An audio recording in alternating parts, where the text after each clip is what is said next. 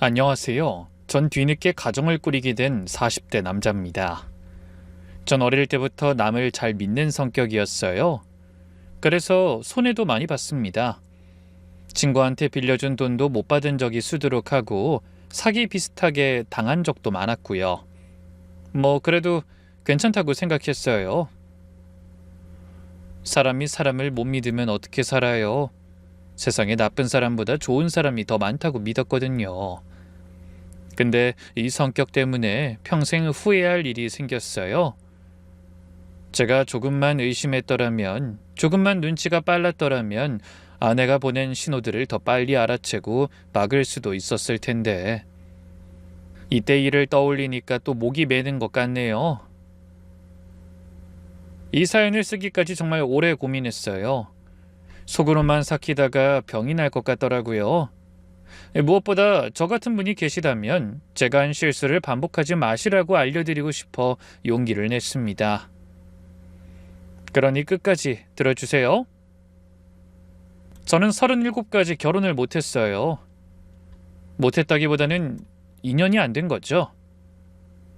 주변에서 소개팅을 주선해 주셔도 번번이 실패했거든요. 상대방 반응이 항상 비슷했습니다.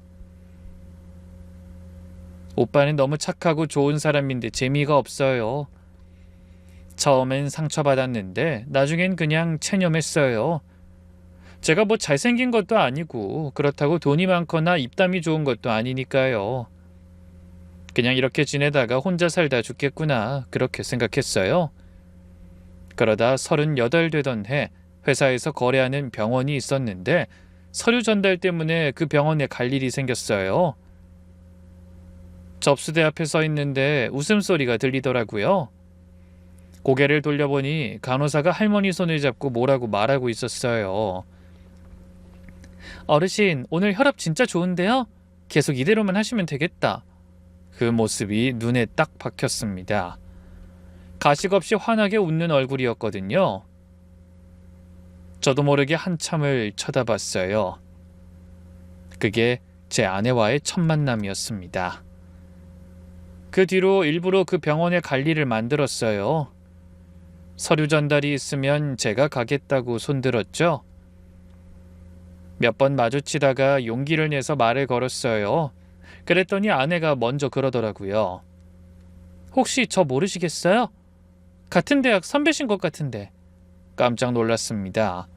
알고 보니 아내도 같은 대학 후배였어요.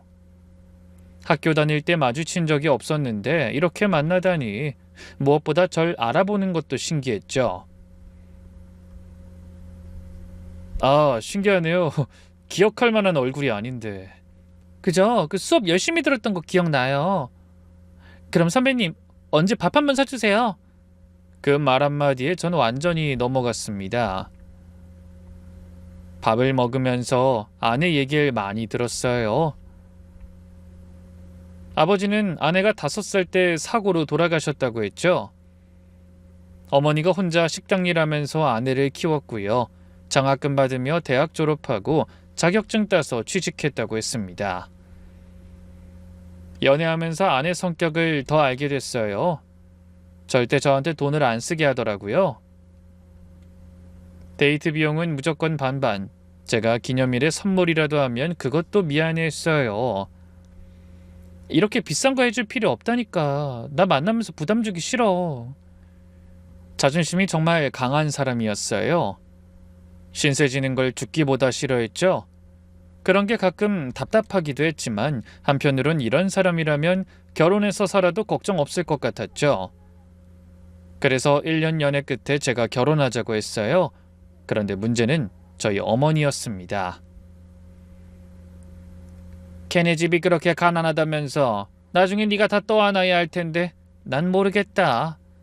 전 그때 태어나서 처음으로 어머니한테 대들었어요. 어머니, 이 사람 아니면 저 결혼 안 합니다. 결국 어머니는 허락했지만 결혼식 날까지도 표정은 좋지 않으셨어요. 그래도 저는 행복했습니다. 드디어 제 짝을 찾았으니 이제 평생 함께 잘 살면 되겠지. 어머니한테 잘 사는 모습 보여주면 된다는 자신감도 있었고요. 그땐 정말 그렇게 믿었어요. 결혼 후 신혼집은 서울 외곽에 있는 작은 아파트였어요. 전세금도 저와 아내 둘이서 그동안 모아둔 돈을 합쳐서 마련했습니다. 시작부터 아내가 딱 잘라 말하더라고요. 난 우리 엄마한테 절대 손 안 벌릴 거야. 힘들어도 우리 힘으로 하면 좋겠어. 그래서 양가 부모님 도움 없이 저희끼리 시작했죠. 신혼 초반은 정말 행복했습니다. 아내는 알뜰하게 살림하고 전 열심히 돈 벌고 주말마다 장모님 찾아뵈러 갔는데 장모님은 인상부터 천진난만한 모습이 참 좋았어요. 소녀 같다고 해야 하나? 절 볼 때마다 환하게 웃으면서 제 손을 꼭 잡고 그러셨거든요. 우리 사위 왔어. 어머, 더 멋있어졌네. 그런데 이 결혼 생활이 좀 지나니까 장모님의 다른 면이 보이기 시작했어요. 주말에 장모님 집에 갔는데 식탁에 웬 젊은 남자가 앉아서 밥을 먹고 있는 거예요. 저는 깜짝 놀라서 아내를 쳐다봤죠. 어? 저 사람 누구야? 아내도 당황한 표정이었어요. 장모님한테 물어보니까 태연하게 대답하더라고요. 아, 인사해. 시장에서 만났는데 갈 데가 없다길래 며칠 재워주기로 했어. 저는 할 말을 잃었습니다. 아내가 장모님을 부엌으로 데려가더니 작은 소리로 따졌어요. 엄마 미쳤어? 모르는 사람을 왜 집에 들여 위험하게 해? 에이, 착한 애야. 엄마 눈빛만 봐도 어떤 사람인지 다 알아. 걱정할 거 없어. 처음 보는 사람을 들인다는 게 불안했지만 어쩔 수가 없었어요. 어차피 장모님 집이고 딱 한 사람은 도와줘야 한다는 장모님 고집을 꺾을 수가 없었거든요. 그로부터 2주가 지났을 때 장모님한테서 전화가 왔더라고요. 아니, 짐 싸서 새벽에 나갔는데 엄마 금반지랑 비상금을 다 가져간 것 같아. 피해액이 300만 원이 넘었습니다. 전 당연히 경찰에 빨리 신고해야 한다고 했죠. 근데 그때도 장모님 반응이 어땠는지 아세요? 아유, 무슨 경찰까지. 젊은 사람이 사정이 있었겠지. 그냥 두자. 괜히 복잡해. 300만 원이 넘는 돈을 도둑 맞았는데 천하태평이신 거예요. 사고를 쳐놓고도 심각성을 전혀 모르더라고요. 그때 처음 느꼈습니다. 이분 뭔가 이상하구나. 얼마 안 가서 비슷한 일이 또 생겼어요. 김서방, 우리 주말에 저녁 먹을 때 내 친구 불러도 돼? 걔가 같이 오고 싶대서. 보아하니 장모님 친구분에게 절 자랑하고 싶어하는 것 같은 눈치더라고요. 이참에 좋은 데서 같이 식사해도 좋을 것 같아 흔쾌히 그렇게 하시라고 했죠. 장모님 동창이란 분은 처음인데도 저를 오래 봐온 사람처럼 엄청 친근하게 굴더라고요. 아이고, 우리 순자가 사위복이 있네. 사위 인상도 참 좋다. 잘 먹을게요. 뒤에 밥을 먹고 나가는 길이었어요. 계산대 앞에서 지갑을 꺼내려고 주머니를 뒤졌는데 아무리 찾아도 없는 거예요. 분명히 금방까지 있었거든요. 저는 혹시나 해서 다시 자리로 돌아갔어요. 의자 밑도 보고 테이블 아래도 확인하고 화장실까지 가서 찾아봤습니다. 그런데도 없었어요. 그때 가게 사장님이 난처한 표정으로 저에게 와서 말하더라고요. 아까 같이 오신 여자분 있잖아요. 그 먼저 나가신 분. 그분이 지갑 챙기시는 걸 봤어요. 실수로 갖고 가신 것 같은데 그분한테 연락해 보시는 게 좋을 것 같아요. 저는 멍해졌습니다. 그래서 곧바로 장모님께 물어봤죠. 장모님, 그 친구분한테 연락 좀 해주실래요? 제 지갑을 갖고 간 것 같은데. 어? 아니야, 그 친구가 그랬을 리가. 사장님이 봤대요. 장모님 난처하실 수 있으니까 제가 연락해서 말씀드릴게요. 장모님이 잠시 뜸을 들이더니 이러더라고요. 내가 금방 해봤는데 없는 번호라네. 내 이름도 알고 걔가 먼저 동창이라 그랬는데. 기가 막혔습니다. 이름만 부르면 동창이에요? 아내는 옆에서 가만히 한숨만 쉬었어요. 이미 여러 번 겪은 일이라는 표정이었죠. 장모님은 순박하고 정이 많은 게 아니라 판단력이 없는 거였어요. 사람을 너무 쉽게 믿고 일을 버려놓고 뒷수습은 딸이 하는 구조. 그게 반복돼 온 거였죠. 그 뒤로 장모님을 조금씩 경계하게 됐습니다. 어느 순간부터 저희 부부 사이에도 미묘한 긴장이 생기기 시작했죠. 그러다 1년 반쯤 됐을 때 장모님이 뜬금없이 선전포고를 했어요. 나도 이제 내 살 길 찾을 거야. 너희한테 짐되기도 싫고 알아서 노후 준비할 거야. 무슨 말인가 했더니 요양원에 들어가시겠다는 거였어요. 엄마 갑자기 왜 그래? 무슨 요양원을 가? 상의도 없이 또 왜 그러는데? 저는 차라리 잘 됐다 싶었습니다. 장모님이 시설에 가면 아내도 마음 편할 거라고 생각했거든요. 더 이상 수습할 일도 없을 테고 이게 얼마나 큰 실수였는지 그땐 정말 몰랐어요. 그러던 중 우리에게 기쁜 소식이 찾아왔죠. 아내가 임신한 거예요. 드디어 우리 가족이 완성되는구나. 곧 아빠가 된다는 생각에 저도 들떴어요. 세상에 나올 아이 생각으로 행복해 있던 5개월 차, 장모님한테서 연락이 왔습니다. 나도 좋은 소식 있어. 드디어 그 요양원 들어가게 됐어. 장모님 말로는 정말 좋은 곳이라서 대기하는 사람도 많다고 하더라고요. 근데 장모님 반응과는 다르게 아내 표정이 너무 안 좋더라고요. 엄마, 그 시설 어떻게 알게 됐어? 왜? 또 엄마가 모르는 사람 말만 믿고 따라갔을까 봐? 시장에서 친해진 언니가 소개해준 데야. 그 언니도 거기 들어가려고 대기 중이고 내가 제대로 알아본 데라니까. 아내가 시설에 대해 자세히 알아보려고 했지만 장모님이 고집스럽게 막았어요. 넌 내가 하는 건 다 못 믿겠지? 나도 잘 알아보고 한 거라니까 왜 그래? 그러면서 한마디 덧붙이시더라고요. 그동안 쌓여있던 서운함이 그대로 느껴졌죠. 너희한테 짐 안 되게 할 거니까 걱정 마. 아내도 그 말을 듣고 한 발 물러나더니 이 말만 당부했죠. 알았어. 대신 계약서 같은 거 사인하기 전에 나한테 먼저 보여줘. 장모님은 알았다는 말을 반복해서 했는데 며칠 뒤에 연락이 왔어요. 이미 계약서에 사인도 다 했고 입소까지 준비하고 있다는 거예요. 아내는 버럭 화를 냈죠. 엄마, 저번에 나한테 먼저 보여주기로 했잖아. 진짜 왜 그래? 전 옆에서 아내 등을 쓸어줄 수밖에 없었어요. 이미 물은 엎질러진 뒤였으니까요. 그래도 처음 한 달은 괜찮아 보였습니다. 장모님이 자주 전화하셨거든요. 밥도 맛있고 사람들도 친절하고 건강검진도 해준다고요. 저는 속으로 이렇게 좋은 데도 있구나 생각했어요. 아내도 장모님이 만족하고 지내니 다행이라고 안심하는 것 같았고요. 그런데 아내가 임신 7개월 차에 접어들면서 조금씩 달라지기 시작했어요. 처음엔 아주 사소한 것들이었죠. 아내가 휴대폰을 항상 손에 들고 다니더라고요.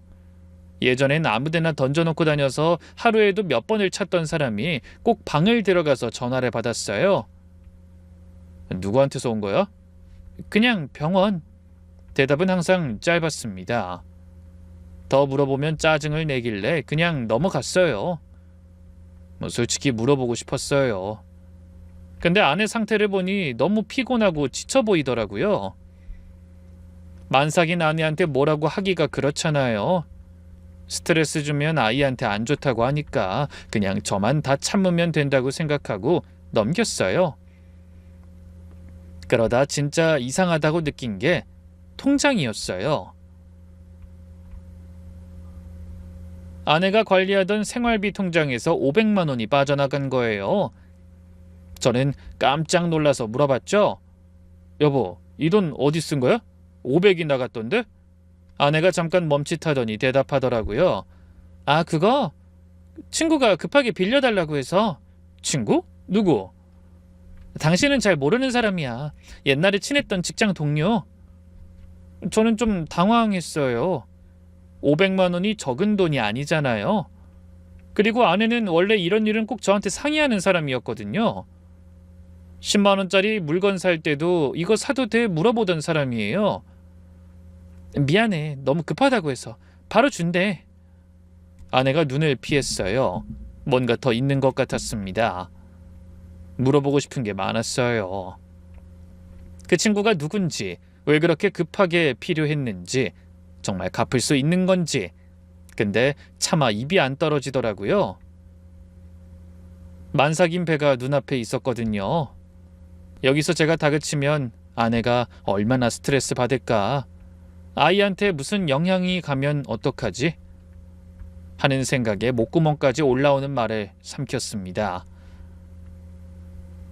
며칠 뒤 한밤중에 잠이 깼는데 옆에 아내가 없더라고요.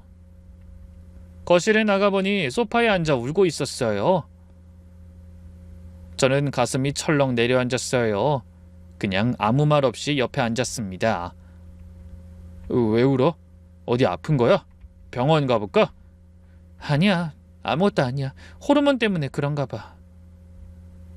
거짓말인 거 알았어요. 이 사람이 호르몬 때문에 울 사람이 아니거든요. 왜 나한테 아무 말을 안 하는 걸까? 내가 도와줄 수 있는데 그 말이 입 밖으로 안 나왔어요. 아내가 너무 지쳐 보였거든요. 창백한 얼굴에 눈물 자국. 이 상태에서 더 추궁하면 안 될 것 같아 아무 말 없이 안아줬습니다. 아내가 제품에서 이렇게 말하더라고요. 당신은 잘못한 거 없어. 알지? 어? 무슨 소리야? 그냥 나중에 무슨 일 있어도 당신 잘못 아니라고. 그 말투가 너무 이상했어요. 저는 아내 어깨를 잡고 얼굴을 들여다봤습니다. 아내가 억지로 웃었어요. 아무것도 아니야. 그냥 감정 기복이 심해서 그래. 알지? 내가 정말 사랑하는 거. 아내는 평소에 그런 표현을 정말 안 하는 사람이었거든요. 눈이 커져서 물어봤죠. 당신이 그런 말도 할 줄 알았어? 그냥 말하고 싶었어. 부부 사이에 더 표현해야 된다고 그래서. 그때 더 물어봐야 했어요. 끝까지 파고들었어야 했어요. 근데 저는 그러지 못했습니다. 아내가 아무것도 아니라고 하니까 정말 아무것도 아니길 바랬던 거죠. 지금 생각하면 그게 작별 인사였을지도 모르겠네요. 그게 지금도 가장 후회되는 부분입니다. 어느새 임신 9개월, 출산 예정일이 2주 앞으로 다가왔을 때였어요. 회사에서 갑자기 지방 출장 지시가 내려왔어요. 이틀 일정이었는데 전 당연히 안 가겠다고 했죠. 곧 아이를 낳을 상황인데 어떻게 출장을 가겠어요. 근데 아내 반응이 이상했습니다. 갔다 와. 병원에서 다 해주는데. 내가 뭐 애도 아니고 당신 일은 제대로 해야지. 아내 태도가 단호하더라고요. 오히려 가라고 밀어내는 느낌이었어요. 저는 결국 출장을 갔습니다. 뭐 아내가 그렇게까지 말하니까 안 가면 안 될 것 같아서요. 그래도 출장 가서 전화기를 붙들고 있었어요. 이틀째 저녁, 집에 전화했는데 안 받더라고요. 1번, 2번, 3번까지도 안 받았습니다. 불안한 마음에 업무를 대충 마무리하고 밤차를 탔어요. 집에 도착한 건 새벽 1시였습니다. 현관문 비밀번호를 누르고 들어갔는데 집에 불이 다 꺼져 있더라고요. 캄캄한 거실, 저는 목소리를 높여 불렀습니다. 수진아? 여보? 대답이 없었어요. 방에 들어가 보니 옷장문이 열려 있더라고요. 빡빡하게 걸려있던 아내 옷들이 반은 비어 있었고 서랍을 열어보니 여권도 없었고 통장도 사라졌어요. 머리가 멍해졌습니다. 말도 안 돼.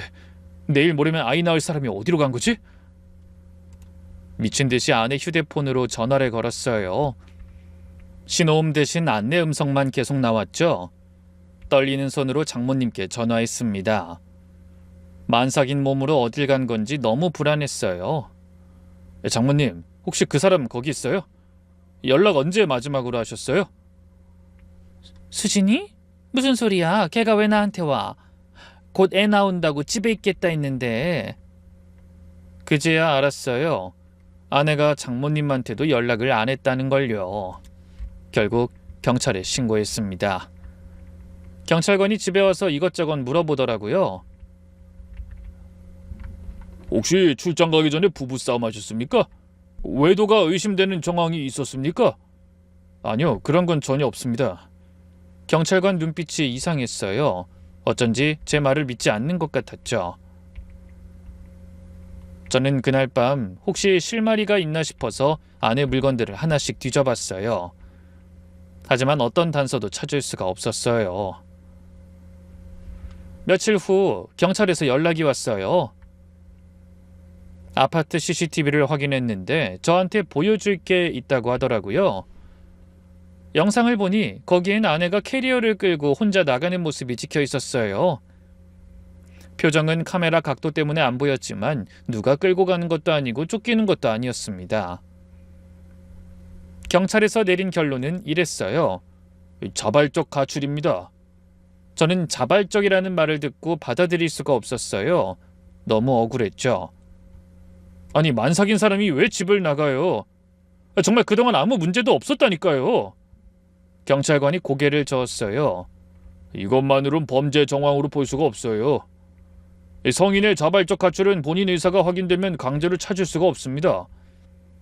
주변에 알려서 연락해 보시는 게 좋겠네요. 그렇게 수사는 종결됐습니다. 회사에도 소문이 퍼졌어요. 김 과장 부인 도망갔대. 만삭인데 설마 애아빠가 다른 남잔가? 저는 아니라고 부정했지만 아무도 안 믿었습니다. 사람들 눈에는 제가 버림받은 남자로 보였겠죠. 얼마나 아내에게 믿음을 못 줬으면 임신 중에 떠날 생각을 다 하냐고요. 답답한 마음에 저는 장모님이 들어간 시설을 직접 찾아가 봤어요. 그래도 유일하게 아내 이야기를 할 수 있는 사람이었으니까요. 몇 개월 만에 뵌 장모님은 전보다 건강해 보였어요. 절 보자마자 한숨을 쉬시더라고요. 장모님, 수진이 연락 없었어요? 친척분들은요? 장모님이 고개를 저었어요. 연락 없어. 다 모른다더라고. 정말 짐작 가는 거 없으세요? 수진이가 임신 중에 이상하게 행동했거든요. 돈도 빌려주고 밤에 몰래 울고 혹시 장모님한테 무슨 말한 적 없어요? 장모님이 한참 침묵하시더니 창밖을 보면서 말씀하셨어요. 원래 여자가 임신하면 말이야. 별 생각이 다 들어. 네? 그게 무슨... 저는 무슨 말을 하려는 건지 이해가 안 됐어요. 이 남자랑 진짜 평생 살 수 있을까? 진짜 우리 애 아빠가 될 사람인가? 수진이도 그랬을 수도 있어. 임신하고 자네랑 계속 사는 게 맞나? 그런 생각했을 수 있다고. 장모님 말이 묘했어요. 저한테 문제가 있었다는 얘기를 하고 싶은 건가 했죠? 아니에요. 정말 저희 사이 문제될 건 없었어요. 싸운 적도 없고. 부부가 안 싸운다고 문제없는 거 아니야. 솔직히 나도 내 자식이지만 속을 모르겠어. 원래 속을 안 보여주거든. 나한테도 그래. 뭐 물어봐도 괜찮다고만 하고. 듣다 보니 장모님 말투가 이상했어요. 만삭인 딸이 사라졌는데 너무 담담한 거예요. 그리고 김서방, 내가 왜 여기 들어왔는지 알아? 그야 노후 준비 때문에. 장모님이 저를 똑바로 쳐다봤어요. 수진이가 나한테 그러더라고. 엄마가 아니라 자식을 키우는 기분이라고. 사고 치지 말고 김서방한테 피해 안 가게 행동하래. 그 말 듣고 얼마나 서운했는지 알아? 장모님 눈에 눈물이 맺혔어요. 평생 혼자 키웠는데, 나 힘들 때 한 번도 내색 안 하고 키웠는데, 근데 내 자식이 그런 말을 해. 그래서 마음 접은 거야. 수진이가 나랑 연 끊고 싶어 하는구나. 그래, 그럼 나도 내 갈 길 가자. 그래서 여기 들어온 거야. 저는 아무 말도 못했어요. 장모님이 상처받은 얼굴을 보니 뭐라고 할 수가 없었죠. 저는 더 이상 물어볼 수가 없었어요. 장모님한테 죄책감까지 들었거든요. 결국 아무런 소득 없이 돌아왔어요. 그때부터 밤마다 술을 마셨어요. 안 마시면 잠이 안 왔거든요. 눈 감으면 아내 얼굴이 계속 떠올랐어요. 울고 웃는 얼굴, 당신은 잘못한 게 없다고 말하던 얼굴까지. 이어서 장모님 말씀이 계속 머릿속에 맴돌았어요. 이 남자랑 진짜 평생 살 수 있을까 그런 생각했을 수도 있다고. 혹시 진짜 내 탓인 걸까? 내가 뭘 잘못한 걸까? 그 생각이 미칠 것 같았습니다. 아내가 사라지고 나서 전 미친 사람처럼 찾아다녔어요. 실종자 게시판에 글을 올리고 아내가 갈 만한 곳은 전부 찾아봤습니다. 대학 동창들한테 연락했고 친정 친척들도 수소문했고 옛날 직장 동료들도 만났어요. 하나같이 대답은 다 똑같았습니다. 몰라요. 연락 온 적 없어요. 어떻게 사는지도 몰랐는데. 사설 탐정도 고용했어요. 인터넷에서 찾은 곳이었는데 3개월에 500만 원이었죠. 적은 돈이 아니었지만 아까울 게 뭐 있겠어요. 3개월 후에 탐정한테서 연락이 왔어요. 죄송합니다. 저희도 찾아봤는데 나온 게 하나도 없네요. 저는 이해가 안 됐어요. 탐정도 한숨을 쉬더라고요. 출국 기록도 없고 카드 사용 내역도 실종 당일 이후로 전무합니다. 휴대폰도 꺼져 있고요. 이 정도면 본인이 일부러 숨은 겁니다. 아니면 누가 도와줬거나. 저는 더 비싼 탐정을 고용했어요. 하지만 결과는 같았습니다. 장모님한테는 수시로 전화해서 묻고 또 물었어요. 포기할 수 없었거든요. 장모님, 아직 수진이한테 연락 온 거 없었어요? 모르는 번호로 온 건요. 그런데 장모님 목소리가 전보다 훨씬 더 차가워져 있었어요. 김서방, 이제 그만 찾아. 충분히 했어. 네? 수진이 다른 남자 만난 거야. 안 그러면 왜 연락이 없겠어? 저는 귀를 의심했어요. 그런 말은 친엄마가 쉽게 할 소리가 아니잖아요. 내가 자네 연락 올 때마다 면목이 없어서 그래. 그냥 잊고 새 사람 만나. 전화를 끊고 한참을 멍하니 앉아 있었어요. 이해가 안 됐습니다. 딸이 사라졌는데 왜 저렇게 담담하신 걸까? 딸이 없어졌는데도 오히려 저더러 포기하라고 하잖아요. 그렇게 1년이 지났어요. 저는 페인처럼 살았습니다. 퇴근하고 집 와서 술 마시면 쓰러져 자는 게 일상이었어요. 죽고 싶다는 생각도 했어요. 근데 그때마다 멈추게 하는 생각이 있었습니다. 우리 아이는 어떻게 됐을까? 아내가 무사히 낳았다면 지금 1살이에요. 내 아이가 세상 어딘가에 있을지도 모르잖아요. 아빠 얼굴도 모르고 엄마한테만 기대서 살고 있을지도 모르고 그 생각 하나로 버텼습니다. 그렇게 2년이 다 돼갈 때쯤 저는 거의 포기한 상태였습니다. 오지 않을 사람을 괜히 더 기다리기도 싫더라고요. 찾아봤자 뭐해. 싫다고 자기 발로 떠났는데. 그렇게 스스로 체념시켰어요. 그러던 어느 날 저녁 휴대폰이 울렸어요. 화면에 뜬 이름을 보고 좀 놀랐습니다. 고등학교 동창 민수였거든요. 민수는 특이한 놈이에요. 학교 다닐 때부터 낚시에 빠져서 전국 방방곡곡 섬이란 섬은 다 다니는 놈이에요.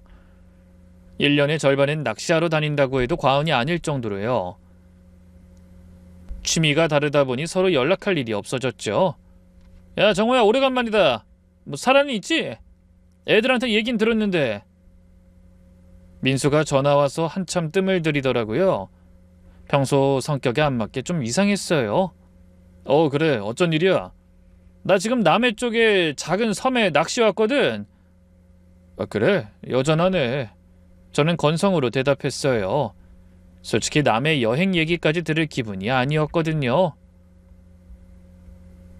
근데 민수가 갑자기 이상한 말을 했습니다. 야, 근데 너 아직도 마누라 찾고 다니냐? 아직도 연락 안 되지? 마누라라는 말이 나오는 순간 심장이 멈추는 것 같았어요. 왜? 야, 여기 너 마누라 닮은 사람 봤어. 사실 2년 동안 이런 제보를 몇 번 받았어요. 근데 가보면 다 허탕이었습니다.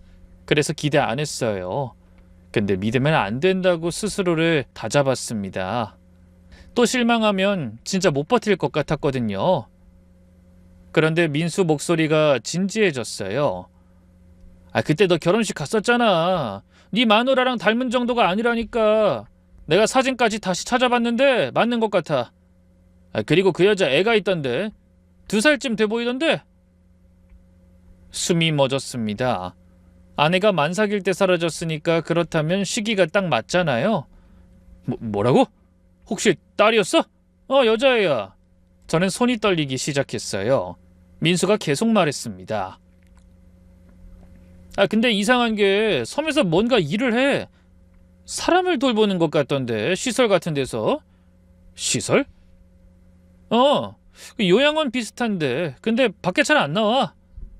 내가 낚시하다 우연히 본 건데 마을 사람들도 그 시설 사람들에 대해선 잘 모른다고 하더라고. 뭔가 좀 이상해. 그때부터 머릿속에서 점들이 하나 둘 연결되는 기분이 들었어요. 야, 민수야, 그 시설 정확한 위치가 어디야? 저는 메모하면서 손이 떨렸습니다. 전화를 끊고 한참을 멍하니 앉아 있었어요. 이번엔 진짜일까? 정말로 아내가 거기 있는 걸까? 2년 동안 찾아 헤맸는데 믿기지 않았어요. 근데 한편으론 가슴이 미친 듯이 뛰었습니다. 가서 확인이라도 해야겠다 싶었죠. 저는 망설임 없이 그날 바로 짐을 쌌습니다. 아무에게도 말하지 않고 떠났어요. 어머니한테도 말 안 했어요. 괜히 말했다가 허탕치면 또 잔소리 들을 게 뻔했거든요. 서울에서 버스를 탔어요. 5시간 가까이 걸리는 시간 동안 밖으로 풍경이 지나가는 걸 멍하니 쳐다봤습니다. 2년 전 일들이 머릿속에 스쳐 지나갔어요. 아내의 이상한 행동들, 사라지던 날 밤. 왜 나한테 말 안 했어? 내가 도와줄 수 있었잖아. 속으로 수백 번 했던 말이에요. 답을 들은 적은 한 번도 없지만. 남해에서 다시 시외버스를 타고 작은 항구까지 갔어요. 거기서 배를 기다려야 했습니다. 하루에 2번밖에 없는 배. 그 배를 기다리면서 장모님께 전화했어요. 왜 그랬는진 모르겠지만 그냥 갑자기 아내를 찾았다고 하면 어떤 반응일지 확인하고 싶었습니다. 장모님, 저 지금 남해 쪽에 왔어요. 누가 수진이를 어떤 섬에서 봤다고 해서요. 잠깐 침묵이 흘렀어요. 그리고 장모님이 말씀하셨죠. 아유, 뭐 거기까지 뭐하러 가? 걔가 거기 있을 리가 없지. 장모님의 목소리가 묘하게 떨리더라고요. 당황하는 것 같기도 했고요. 혹시 뭐 아시는 거 있어요? 이쪽에 아는 친척이라도. 아니, 없어. 나중에 얘기하자. 끊어. 뚝 전화가 끊겼어요. 이상했어요. 분명히 뭔가 아는 눈치였죠. 2년 전부터 이상했어요. 딸이 사라졌는데 너무 빨리 포기했고 벌써 다른 남자 만났을 거라고 단정까지 지었죠. 사람이 몇 명 안 타는 작은 배에 올라탔죠. 난간에 기대서 바다를 바라봤어요. 파도가 출렁이는 걸 보면서 생각했습니다. 정말로 아내가 저기 있을까? 2년 만에 다시 볼 수 있는 걸까? 기대하면 안 된다고 스스로를 다잡았어요. 근데 가슴은 미친 듯 뛰었습니다. 1시간쯤 지나서 섬에 도착했어요. 작은 선착장이었습니다. 내리니까 민수가 마중 나와 있었어요. 낚싯대를 메고 평소처럼 털털하게 웃고 있었습니다. 야, 진짜 오래간만에 본다. 야, 근데 얼굴이 왜 이래? 술 많이 마셨냐? 그냥 좀 그래. 민수가 제 어깨를 툭 쳤어요. 야, 너도 많이 힘들었겠다. 2년이면. 말을 못 잇더라고요. 저도 아무 말 안 했습니다. 잠시 후에 민수가 표정을 바꿨어요. 야, 정우야, 너 마음 단단히 먹어. 뭔가 좀 이상한 것 같아. 이상하다니? 언뜻 보니까 그 시설 좀 이상해. 철조망도 쳐져 있고 사람들이 잘 안 나온대. 내가 마을 사람들한테 물어봐도 잘 모른다고 하더라고. 뭔가 좀 찝찝해. 저는 입술을 꽉 물고 고개를 끄덕였어요. 민수가 차키를 꺼냈습니다. 타! 데려다 줄게. 민수 차를 타고 섬 남쪽으로 갔어요. 좁은 길을 한참 달렸습니다. 도착한 곳은 낡은 건물 여러 채가 모여 있는 곳이었어요. 간판에는 행복둥지 노인요양원이라고 적혀 있었는데 겉보기엔 평범한 시설 같았어요. 근데 이상한 점이 민수가 말한 대로 건물 주변에 철조망이 쳐져 있었어요. 그리고 CCTV가 여러 대 돌아가고 있었고요. 시골에 있는 요양원치고는 경계가 너무 삼엄했죠. 야, 저거 좀 이상하지 않아? 무슨 CCTV가 이렇게 많아? 민수도 고개를 끄덕였어요. 정문으로 들어가려고 했는데 경비원이 막아섰어요. 잠시만요. 예약하셨습니까? 저는 당황해서 몸이 굳었어요. 그때 민수가 옆에서 둘러댔습니다. 저희 친척 어르신이 계셔서 면회 왔는데요. 경비원이 무전기로 안에 연락했어요. 잠시 후에 건물에서 한 남자가 나왔습니다. 60대쯤 돼 보였는데 깔끔한 정장을 입고 있었고 부드럽게 웃고 있었습니다. 무슨 일이시죠? 저는 직감적으로 느꼈어요. 쉽게 이 안에 들어가기는 힘들겠다는 걸요. 제 아내를 찾고 있는데요.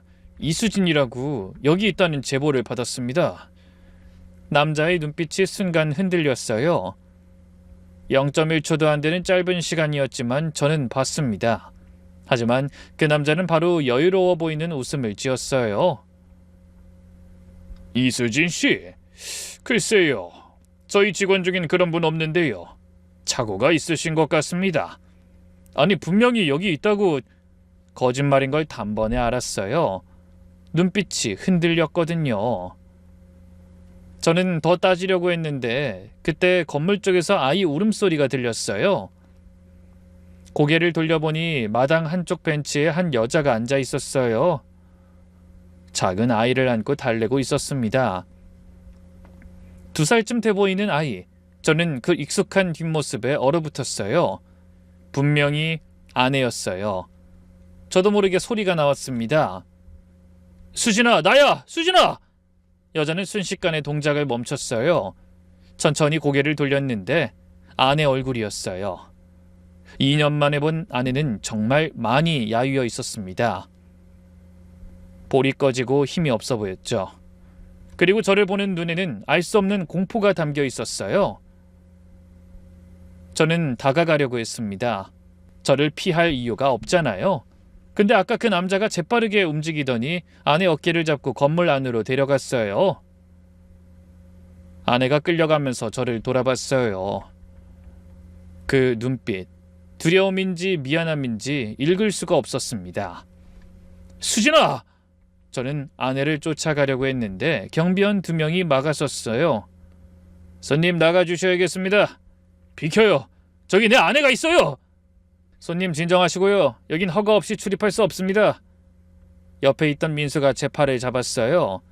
야, 일단 진정해. 안 되겠다. 경찰 부르자. 끌려 나오면서도 계속 뒤를 돌아봤어요.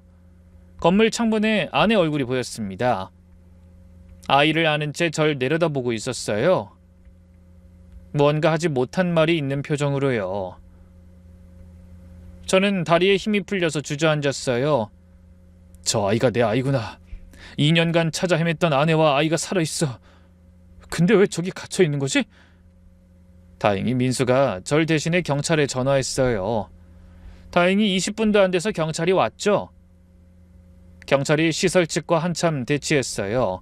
근데 시설 측은 끝까지 본인이 지원해서 일하는 직원이고 이름이 다르다면서 아내를 데려와 설명했어요. 아내는 아이를 다른 사람에게 맡기고 나왔는데 표정이 잔뜩 굳어 있었습니다.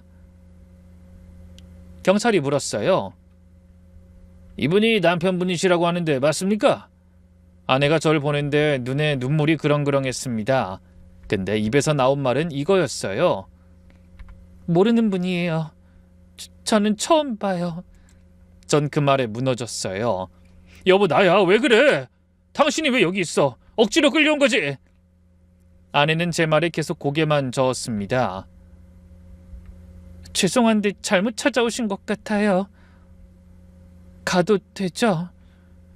옆에서 아까 그 남자가 팔짱을 끼고 지켜보고 있었어요. 아내는 계속 그 남자 눈치를 보고 있었습니다. 저는 알았어요. 협박당하고 있는 거야. 뭔가에 잡혀 있는 거야. 근데 경찰은 더 할 수 있는 게 없다고 했어요. 그러더니 몇 분도 안 돼서 떠났습니다. 저는 할 수 없이 민수가 묵는 숙소로 돌아왔어요. 밤새 잠을 못 잤습니다. 분명히 제 아내였어요. 눈빛, 손짓, 걸음걸이. 근데 왜 모른다고 하는 거지? 전 친구가 모르게 이불을 쓰고 오열했어요.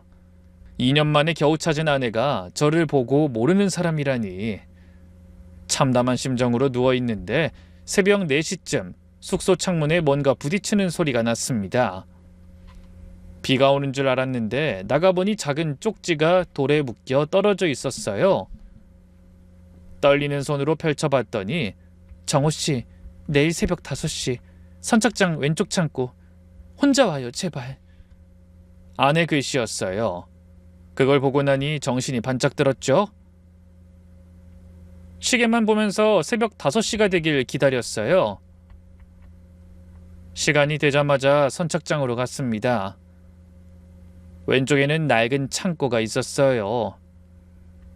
문을 열고 들어가자 아내가 아이를 안고 서 있었습니다. 아이는 엄마 품에 안겨 자고 있었고요. 아내는 절 보자마자 울음을 터뜨렸습니다. 미안해요. 정말 미안해요. 저는 다가가서 아내 어깨를 잡았어요. 도대체 무슨 일이야? 당신이 왜 여기 있어? 2년 동안 왜 연락도 없었는데? 아내가 한참을 울었어요. 저도 울었습니다. 그동안 쌓였던 게 터져나오는 것 같았어요. 한참 후에 아내가 힘겹게 말하기 시작했습니다. 다 엄마 때문이야. 뭐? 장모님? 아내가 고개를 끄덕였어요. 한참 말을 잇지 못하고 울었어요. 저는 기다렸습니다. 엄마가 그 시설에 전 재산을 맡겼어. 노후 보장해준다고 해서 거기 계약서 서류에 사인까지 다 했는데 알고 보니 연대보증이었어. 엄마가 또 속은 거야.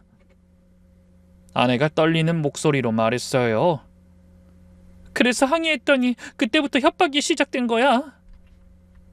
저는 이가 갈렸습니다. 그래서 여긴 왜 온 건데?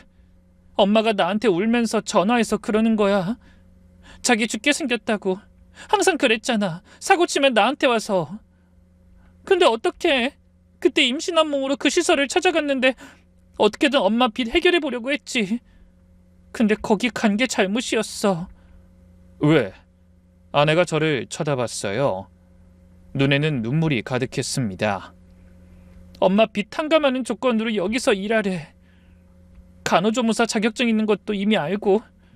저는 주먹을 꽉 쥐었어요. 아내가 계속 말했습니다. 처음엔 거절했어. 근데 그 사람들이 그러는 거야. 지금 남편한테 연락하면 남편 회사도 못 다니게 매장시켜버릴 거라고. 아이 데리고 도망가봤자 소용없다면서. 아내가 오열했어요. 난 당신이랑 우리 아이를 지키려고 그랬어. 정말 그것밖에 어쩔 수 없었어. 저는 아내를 안았습니다. 2년 동안 그렇게 살았구나. 혼자서 그 무게를 다 짊어지고. 한참 후에 물어봤어요. 장모님에 대해서는 확실하게 물어봐야 했죠. 그럼 장모님은 아셨던 거야? 당신 여기 있는 거? 아내가 고개를 끄덕였어요. 엄마는 알고 있었어. 나 여기 있는 거. 저는 귀를 의심했어요. 그럼 장모님은 알고도 나한테 모른다고 잡아댄 거야? 2년 동안? 아내가 입술을 깨물었습니다. 엄마가 당신한테 말하면 괜히 당신 인생도 망친다고. 어차피 자기 빚이니까 내가 갚는 게 맞다고 하더라고. 당신 알면 괜히 일만 복잡해질 거라면서. 저는 분노가 치밀었어요. 그게 말이 돼? 2년 동안 여기 갇혀 있었는데 장모님은 알고도 내버려뒀다고? 아내가 대답하지 못했어요. 아이가 뒤척이자 등을 토닥거렸습니다. 저는 결심했어요. 아무리 자기 엄마라지만 제대로 보게 해줘야겠다는 생각이 들었거든요. 장모님한테 전화해. 당장! 그 사람이 어떤 사람인지 똑똑히 봐, 당신. 아내가 떨리는 손으로 전화기를 꺼냈어요. 장모님에게 스피커폰으로 전화를 걸었죠. 늦은 새벽인데도 받더라고요. 제가 아내 전화기를 뺏어들었어요. 장모님, 저 정호입니다. 장모님이 당황했는지 아무 대답도 못하고 침묵했어요. 말씀하세요. 저 지금 수진이 옆에 있어요. 그 섬에요. 2년 동안 갇혀 있었더라고요. 전화기 너머로 계속 숨소리만 들렸어요. 다 알고 있었다면서요? 아니, 장모님이 여기로 보내셨다면서요? 잠시 후에 장모님이 대답하셨어요. 정말 뻔뻔한 목소리로요. 그래, 알고 있었어. 왜? 저는 치가 떨렸습니다. 딸이 감금당해 있는데 2년 동안 가만히 계셨어요? 손녀가 이런 데서 태어났는데요. 장모님 목소리가 갑자기 날카로워졌어요. 그게 내 잘못이야? 어쩔 수 없었잖아. 내가 너한테 피해 준 거 있어? 어쩔 수 없다고요? 피해 준 게 왜 없어요? 걔는 내 자식이야. 내 분신이라고. 저는 할 말을 잃었어요. 장모님도 흥분한 상태로 계속 말했어요. 내 빚이면 걔 빚이지. 뭐? 내가 걔 낳고 여태 혼자 키웠어. 걔는 내 거야. 내가 힘들어지면 당연히 같이 힘들어야지. 그게 자식돌이 아니야? 아내가 옆에서 울었어요. 평생 들어온 말이었겠죠. 근데 이렇게 노골적으로 들으니 심장이 찢어지는 것 같았습니다. 장모님은 숨을 고르시더니 이어서 말했어요. 그리고 솔직히 수진이 시집 가고 나서 나 버림받은 거나 다름없었어. 평생 나만 보던 애가 남자 하나 생기니까 신경을 안 쓰더라고. 그래서 효도하라고 내가 보낸 거야. 효도요? 그래. 거기가 있으니까 애가 나한테 돌아온 것 같고 좋더라. 소름이 돋았어요. 이건 절대 사랑이 아니었어요. 잘못된 집착이고 소유욕이었죠. 딸이 지옥에 갇혀 있는 게 돌아온 것 같아서 좋았다니. 저는 목소리를 높였어요. 지금 무슨 말 하는지 아세요? 당신 딸이 2년간 노예처럼 살았다고요.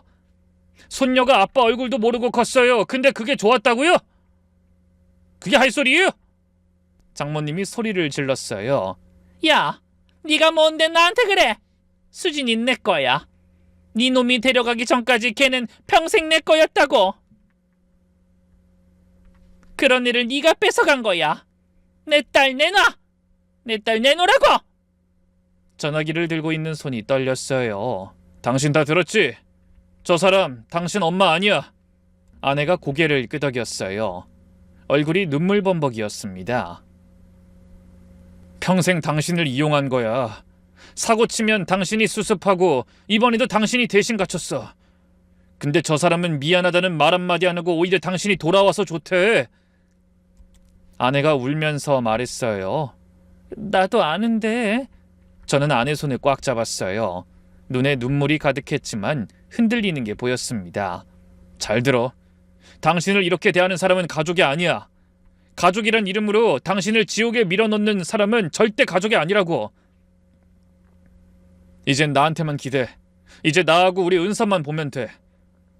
저 사람 다신 보지 마.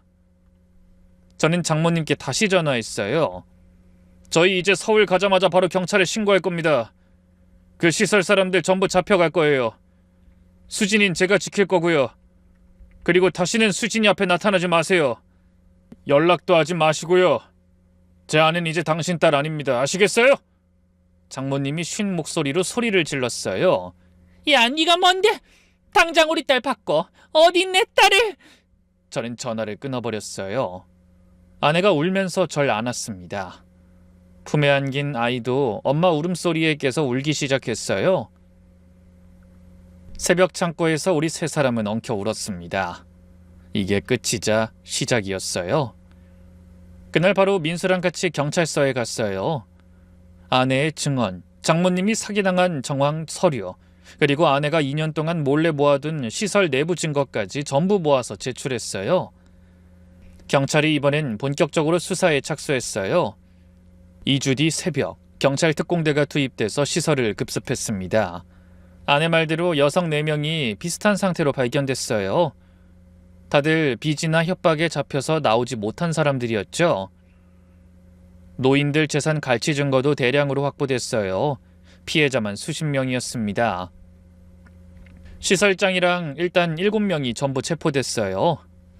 그리고 장모님도 경찰서로 불려왔어요. 피해자 조사 때문이었어요. 경찰서 복도에서 장모님을 마주쳤어요. 우리 둘을 보자마자 달려왔어요. 살려달라는 그 표정을 하고서요. 수진아. 그때 아내가 한 발 뒤로 물러섰어요. 저는 아내 앞을 막아섰습니다. 아니요, 거기 계세요. 장모님 눈가가 촉촉해졌어요. 근데 그걸 보고도 동정심이 들지 않았어요. 얘들아, 나 좀 봐. 나도 피해자라고. 나도 저것들한테 속은 거라니까. 피해자요? 피해자는 2년 동안 거기 갇혀있던 수진이랑 아빠 얼굴도 모르고 자란 은서예요. 장모님이 뭔 피해자예요? 세상에 어떤 엄마가 딸하고 손녀를 저런 데로 밀어넣어요? 장모님이 억울하다는 표정을 지었죠. 나도 몰랐어. 저것들이 수진이를 저렇게 할 줄 몰랐다고. 그냥 좋은 일자리라고 해서. 몰랐다고요? 딸이 지옥에 있는 게 돌아온 것 같아 좋았다면서요? 장모님 얼굴이 빨개졌어요. 그때는 수진이가 장모님 빚 때문에 2년을 갇혀 살았어요. 남의 밑에서 종처럼 살았다고요. 근데 장모님은 그거 알면서도 가만히 계셨어요. 아니, 오히려 다른 남자 만났다는 말까지 하면서 이상한 사람으로 만들었죠. 어떻게 자기 딸한테 그래요, 부모가? 제가 소리를 질렀어요. 경찰서 복도에 있던 사람들이 쳐다봤지만 신경 안 썼습니다. 그때였어요. 복도 저쪽에서 소란이 들렸습니다. 수갑찬 남자들이 경찰에게 끌려오고 있었는데 그 중에 시설장이 있었어요. 그 남자가 장모님을 보더니 소리를 질렀어요. 야, 박순자! 너도 잡혀온 거야? 장모님이 움찔했죠. 저는 뭔가 이상한 느낌이 들었습니다. 경찰이 조용하라고 말렸지만 남자는 멈추지 않고 계속 장모님을 향해 말을 쏟아붓기 시작했어요. 뭐야, 피해자 행세 중이야? 경찰 양반들, 저 여자 피해자 아니야, 공범이라고! 저는 귀를 의심했어요. 남자는 장모님을 손가락으로 가리키며 소리쳤습니다. 나의 정보 다 넘기고 도망 못 가게 막으라고 한 게 누군데? 장모님 얼굴이 하얗게 됐어요. 사위 회사까지 다 알려주면서 딸한테 협박하라 했지? 그거 다 당신이 시킨 거잖아? 머리가 하얘졌어요. 아내도 옆에서 굳어버렸습니다. 남자는 끌려가면서도 소리쳤어요. 나 혼자 잡아가지 마! 저 여자도 같이 잡아가! 걔가 딸 팔아넘긴 거라고! 남자가 가고 나서야 복도가 조용해졌어요. 저는 천천히 장모님에게 다가갔어요. 지금 저 사람이 한 말 사실이에요? 장모님이 대답을 안 했죠. 그 침묵이 답이었습니다. 수진이가 그 지옥에서 못 나온 게 다 장모님 때문이었네요? 그게 아니라. 뭐가 아니에요? 장모님이 손을 내저었어요. 아니야, 진짜. 그 사람들이 시킨 거야. 나도 어쩔 수 없었어. 나도 무서워서. 저는 비웃음이 나왔어요. 무섭긴 뭐가 무서워요. 신고하면 됐잖아요. 나한테 말하면 됐다고요. 근데 보고만 있었어요. 솔직히 말씀해 보세요, 장모님. 신고 안 한 거예요? 못 한 거예요? 딸 데려가라고 저런 인간들한테 적극적으로 협조하셨잖아요. 장모님이 대답을 못하고 입만 번긋거렸어요. 그러겠죠. 거기 있으면 자기 빚 갚는 거니까. 딸 팔아서 빚 갚은 거예요. 결국 장모님은 우리 앞에 무릎을 꿇었어요. 경찰서 복도 한가운데서요. 그래, 몇 년이면 해결된다고 그래서 그랬어. 제발 나 용서해줘. 나도 어쩔 수 없었어. 나도 정말 힘들었어. 자식을 그런 데 보내놓고 부모 마음이 오죽했겠니? 저는 그 모습을 내려다봤어요. 예전 같았으면 마음 약해졌을 거예요. 불쌍해 보이니까. 근데 지금은 아니었습니다. 어리숙한 척하면서 교활한 인간이라는 걸 알았거든요. 이제 그 빚 알아서 갚으세요. 다 장모님이 사인한 거잖아요. 장모님 얼굴이 하얗게 됐어요. 김서방, 나 진짜 돈 없어. 이 나이에 어떻게... 모르겠어요. 알아서 하세요. 죽을 때까지 갚든지 파산하든지 그건 그쪽 일이에요. 저는 돌아섰어요. 그런데 뒤에서 아내 목소리가 들렸습니다. 잠깐. 장모님이 눈물 가득한 눈으로 아내를 올려다보더라고요. 수진아, 엄마 좀 봐. 엄마야? 너 설마 엄마 이렇게 두고 가려는 거 아니지? 아내가 한참 장모님을 내려다봤어요. 아내 얼굴에 여러 감정이 스쳐 지나갔습니다. 슬픔, 분노, 그리고 뭔가 결심한 것 같은 표정. 아내 목소리가 떨렸어요. 엄마, 수진아. 장모님이 아내 손을 잡으려고 했어요. 아내는 한 발 물러섰습니다. 놓고 말해. 나 어릴 때부터 엄마 뒷바라지하느라 내 인생이 없었어. 장모님이 굳었어요. 설마 아내까지 외면할 거라고는 상상도 못한 것 같았죠? 고등학교 때부터 엄마 사고 쳤을 때 아르바이트해서 갚았어. 계속 그랬어. 그래도 엄마니까 내가 안 하면 누가 해. 엄만 혼자잖아. 그래서 참았어. 장모님이 고개를 떨궜어요. 희망이 없다는 걸 안 거죠. 근데 이건 아니야.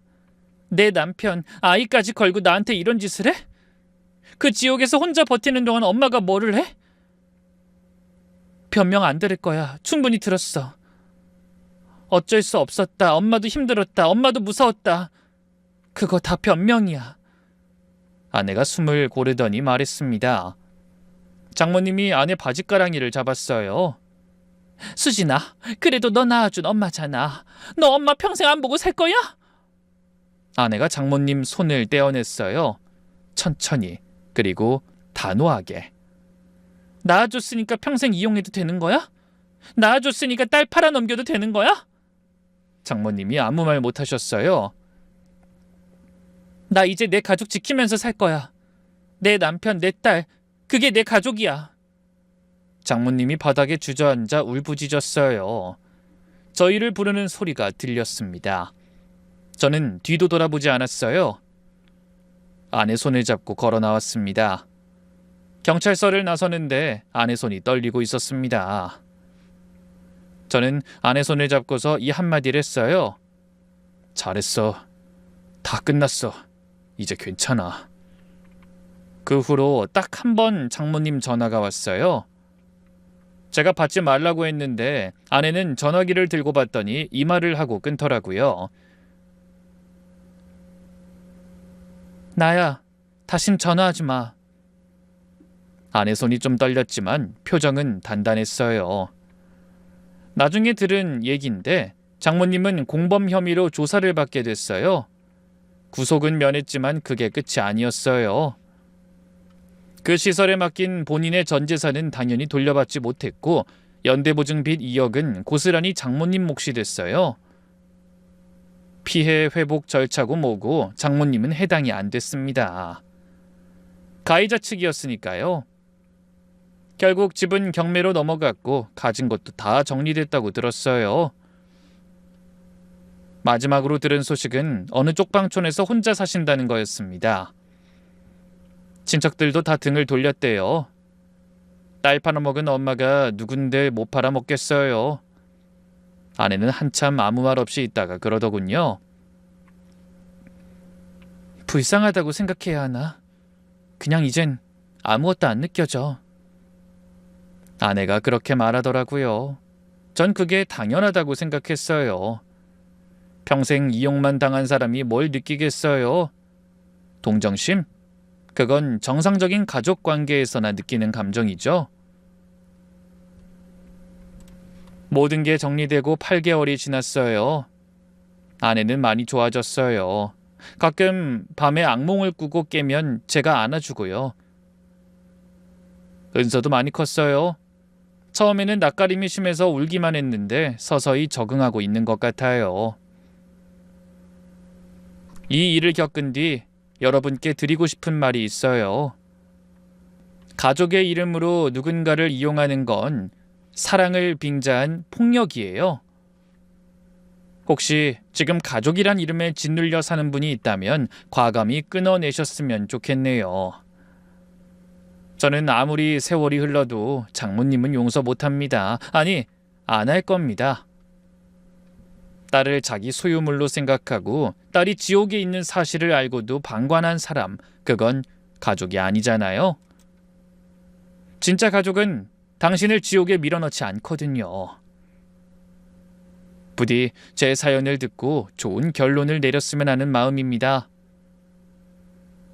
긴 글 읽어주셔서 감사합니다.